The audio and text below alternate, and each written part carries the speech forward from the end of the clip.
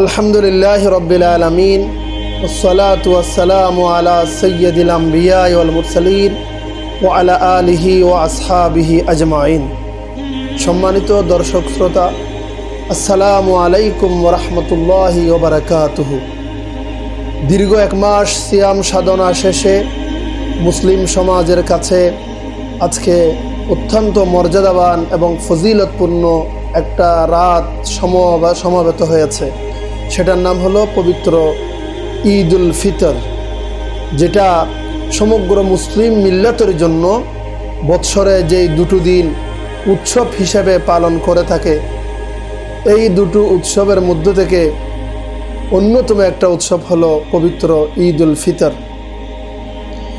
ইসলামে রসুল পাক সাল্লাল্লাহু আলাইহি সাল্লামের আগমনের মদিনায়ে তৈয়বার মধ্যে হিজরতের পূর্বে এই ধরনের কোনো প্রচলন ছিল না।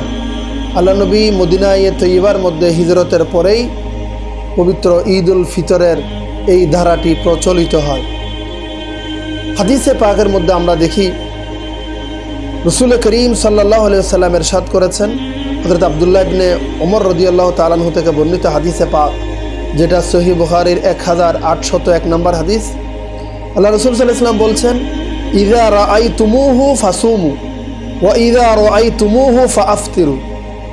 যখন পশ্চিম আকাশে চাঁদ উদিত হয়, নতুন চাঁদ উদিত হয়, তোমরা চাঁদ দেখো, তখন তোমরা রোজা ধারণ করো, রোজা পালন করো, সিয়াম সাধনা শুরু করে দাও। এবং ওয়া ইযা রাআইতুমুহু, আবার যখন পশ্চিম আকাশে ওই নতুন হেলাল দেখবে, নতুন চাঁদ দেখবে, ফাআফতিরু, তোমরা রোজা ছেড়ে দাও, রোজা ভেঙে ফেলো, তোমরা ঈদ উল ফিতর উদযাপন করো। অপর হাদিসের মধ্যে সেভাবে আমরা দেখি আল্লাহ রসুল বলেছেন, সুমু লিরুয়াতিহি ওয়া আফতিরু লিরুয়াতিহি। তোমরা চাঁদ দেখে রোজা রাখো এবং চাঁদ দেখে রোজা ছেড়ে দাও। তো মুসলিম মিল্লাতের কাছে দীর্ঘ এক মাস যখন সিয়াম সাধনা পূর্ণ হয়, পশ্চিম আকাশে যখন বাঁকা চাঁদ উদিত হয়, তখন তারা অত্যন্ত আনন্দিত হয়, খুশি হয়। ওই খুশি হয়ে ঈদ উল ফিতর উদযাপন করে। ঈদ উল ফিতর আমরা কেন উদযাপন করব? আল্লাহর কোরআনে করিমের মধ্যে সূরা বাকারা শরীফে 185 নম্বর আয়াতে আল্লাহ তাআলা ইরশাদ করেছেন, ওয়ালিতুকমিলুল ইদ্দাতা ওয়ালিতুকাব্বিরুল্লাহা আলা মা হাদাকুম ওয়া লাআল্লাকুম তাশকুরুন। তোমরা সংখ্যা পূর্ণ করো, সংখ্যা পূর্ণ করবে, অর্থাৎ রমজানের 29তম দিবস অথবা 30তম দিবস, যতদিন রমজানের চাঁদ থাকে তোমরা রমজানের রোজাগুলো পালন করো। এরপরে ওয়ালিতুকাব্বিরুল্লাহ, আল্লাহ পাক তোমাদেরকে হেদায়েত দান করেছেন, আলা মা হাদাকুম, আল্লাহ তোমাদেরকে ঈমান ইসলামের নিয়ামত দিয়েছেন, তোমাদেরকে হেদায়েত দিয়েছেন, এই জন্য আল্লাহর মাহাত্ম্য বড়ত্ব প্রকাশ করো। আল্লাহর মাহাত্ম্য প্রকাশ করার জন্য তোমরা তাকবীর বলো, আল্লাহু আকবার বলো, ওয়ালা আল্লাকুম তাশকুরুন, যাতে তোমরা কৃতজ্ঞ বান্দা হতে পারো। তো ওয়ালিতুকাব্বিরুল্লাহ, ঈদ উল ফিতর উদযাপন করা, এটা হলো আল্লাহ পাকের বড়ত্ব, মাহাত্ম্য, আল্লাহর শ্রেষ্ঠত্ব, আল্লাহ পাকের চাইতে বড় কেউ নাই, এই ঘোষণা দেওয়ার নাম আমরা ঈদ উল ফিতরের দিন এই ঘোষণাটাই দিয়ে থাকি। কারণ রসুল পাক সাল্লাল্লাহু আলাইহি ওয়াসাল্লাম ইরশাদ করেছেন যে এই দিন হলো ওয়া ইন্না লিকুল্লি কওমিন ঈদুন। হযরত আম্মা জান আয়েশা সিদ্দিকা রাদিয়াল্লাহু তাআলা আনহা থেকে হাদিস বর্ণিত হয়েছে, আল্লাহ রাসূল সাল্লাল্লাহু আলাইহি ওয়াসাল্লাম বলেছেন, প্রত্যেক কওমের জন্য ঈদ রয়েছে, ওয়া হাযা ঈদুনা, ঈদ উল ফিতর হলো এটা আমাদের জন্য ঈদ। যখন মুসলিম মিল্লাত যখন পশ্চিম আকাশে ঈদের বাঁকা চাঁদ দেখবে, তখন আল্লাহ রসুলের হাদিসের মধ্যে রয়েছে, তখন তারা বলবে, আল্লাহুম্মা আহিল্লাহু আলাইনা বিল আমন ওয়াল ঈমান ওয়াস সালামাত ওয়াল ইসলাম রব্বি ওয়া রাব্বুকা আল্লাহ হিলালু রুশদিন ওয়া খাইরিন। এটা হলো নতুন চাঁদ দেখে এই দোয়া পড়ার জন্য আল্লাহ রসুল সাল্লাল্লাহু আলাইহি সাল্লাম আমাদেরকে নির্দেশনা দিয়েছেন।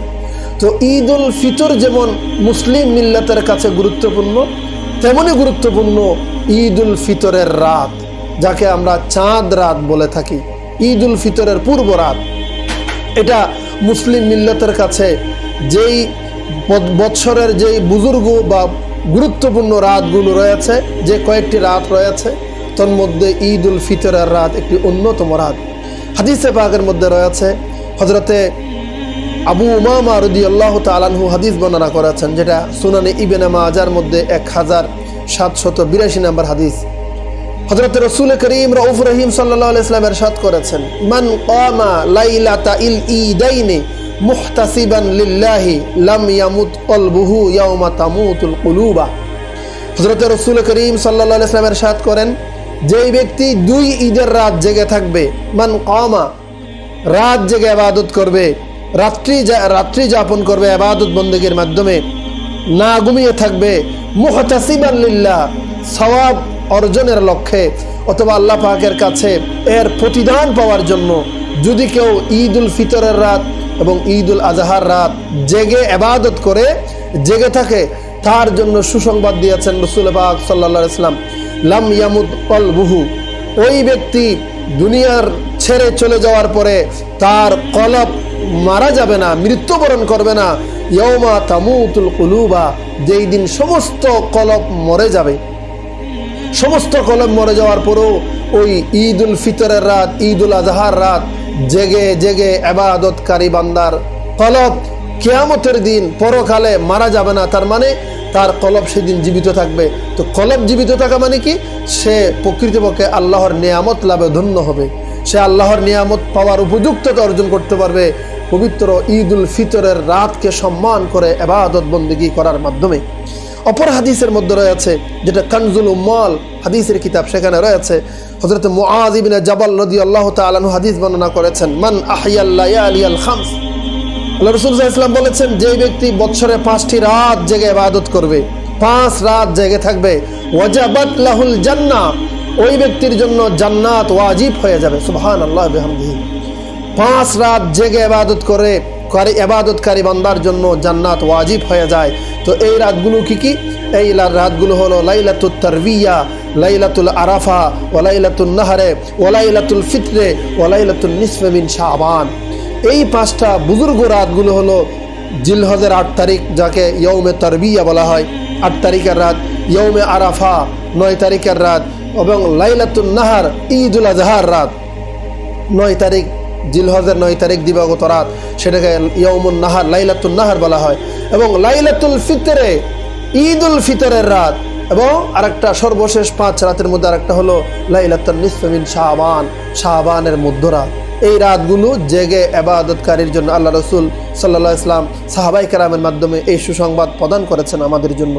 অপর হাদিসের মধ্যে আমরা দেখি, যেটা সুনানে বাইহাকি শরীফের মধ্যে রয়েছে, 3য় খণ্ডের 319 নম্বর হাদিস, সেখানে রয়েছে যে ইন্না দুআ ইউস্তাজাবু ফি 5 লায়াত, আল্লাহ পাক বান্দার যে কোনো দোয়া কবুল করে থাকেন বছরের 5টা রাত। বছরের 5টা রাতে আল্লাহ পাক বান্দার যে কোনো দোয়া কবুল করেন। এই রাতগুলো কি?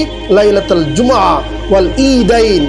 এই রাতগুলো হলো আমাদের জন্য প্রতি সপ্তাহে একটা সৈয়দুল আইয়াম রয়েছে, জুমার দিন রয়েছে। এই জুমার রাত ইমানদারের জন্য অত্যন্ত ফজিলতপূর্ণ রাত, অত্যন্ত বরকতমণ্ডিত রাত। এই জুমার রাতে আল্লাহ পাক বান্দার যে কোনো দোয়া কবুল করে থাকেন। ওয়াল ঈদাইন, বছরে 2টো ঈদ রয়েছে, ঈদ উল ফিতর এবং ঈদ উল আজহা। ঈদ উল ফিতরের রাত, ঈদ উল আজহার রাত। ঈদ উল ফিতরের রাত বান্দা যখন আল্লাহর দরবারে দোয়া করেন, কান্নাকাটি করেন, ইবাদত বন্দেগী করেন, ইউস্তাজাবু, তার সমস্ত দোয়া কবুল করা হয়, কারণ এটা বুজুর্গ রাত, এটা ফজিলতপূর্ণ রাত। ওয়া আউয়ালু লাইলাতিন মিন রজব, রজব মাসের 1ম রাত। আর সর্বশেষ হলো 5টা রাতের ওয়া নিসফে মিন লাইলাতুন নিসফে মিন শাবান, শাবানের মধ্যরাত্রি, যেটাকে আমরা লাইলাতুল বারাত বলা হয়। হযরত ইমামে শাফি আলাইহি রাহমা, উনি তার কিতাবুল কিতাবের মধ্যে এই হাদিসের মাতাহাত উনি বলেছেন, ওয়া আস্তাহিব্বু, আমি পছন্দ করি, কুল্লু মা হাকাইতু, উনি এই হাদিস বর্ণনা করেছেন। ইমামে শাফি আলাইহি রাহমা উনি বলেন যে আমি পছন্দ করি ফি হাযিহিল লায়ালি, এই বুজুর্গ রাতগুলো যেগুলো উনি এই হাদিস রওয়ায়াত করে বলেছেন, এই রাতগুলো যেগুলোর কথা আমরা বলেছি উনি রওয়ায়াত করেছেন, এই রাতগুলোতে ইবাদত বন্দেগী করা আমি ইমাম শাফির কাছে অত্যন্ত ফজিলতপূর্ণ এবং আমার কাছে পছন্দনীয় কাজ। তো ইয়ৌমুল ফিতর, আমরা ঈদ উল ফিতর উদযাপন করব। এই ঈদ উল ফিতরকে কেন্দ্র করে, ঈদ উল ফিতর যেমন আমাদের জন্য গুরুত্বপূর্ণ রাত, ঈদ উল ফিতর যেমন আমাদের জন্য আমার হাদিসে পাক কিতাবের ভাষা ইয়াউমুল জাওয়ায়েজ, পুরস্কার প্রাপ্তির দিন বলা হয়। পুরস্কার প্রাপ্তির দিন। তো এই ঈদ উল ফিতরের কারণে এই ঈদ এর রাতটা, তার আগের রাত, যাকে আমরা ঈদ উল ফিতরের পূর্ব রাত বলি, এটাও আমাদের জন্য অত্যন্ত ফজিলতপূর্ণ, অত্যন্ত বরকতপূর্ণ রাত। যাতে করে আমাদের জন্য উচিত হবে আমরা ঈদ উল ফিতরের রাত আমরা সাধ্যমতো রাত জেগে ইবাদত করা, তাহাজ্জুদের নামাজ আদায় করা, কোরআনে করিমের তেলাওয়াত করা, দুরূদ শরীফ পড়া, জিকির আজকার করা, দান সদকা খয়রাত করা, এগুলো এই পবিত্র বুজুর্গ রাতের আমল। আল্লাহ পাক আমাদেরকে ঈদ উল ফিতরের রাত জেগে ইবাদত করার জন্য তৌফিক দান করুক। আল্লাহর দরবারে এই বুজুর্গ রাতে ইবাদত করলে আল্লাহ পাক পরকাল অবশ্যই ওই বান্দার জন্য উত্তম পুরস্কার আল্লাহ নির্ধারণ করে রেখেছেন। আল্লাহ পাক আমাদেরকে এই বুজুর্গ রাতের, ঈদ উল ফিতরের রাতের নিয়ামত পাওয়ার জন্য, যাতে আমরা ইবাদত বন্দেগী করার মাধ্যমে আল্লাহর কাছে নিয়ামত পেতে পারি, উজরত পেতে পারি, আল্লাহ আমাদেরকে সেই তৌফিক দান করুক। আমিন। ওয়া আখির দাওয়ানা আনিল হামদুলিল্লাহি রাব্বিল আলামিন। আসসালামু আলাইকুম ওয়া রাহমাতুল্লাহি ওয়া বারাকাতুহু।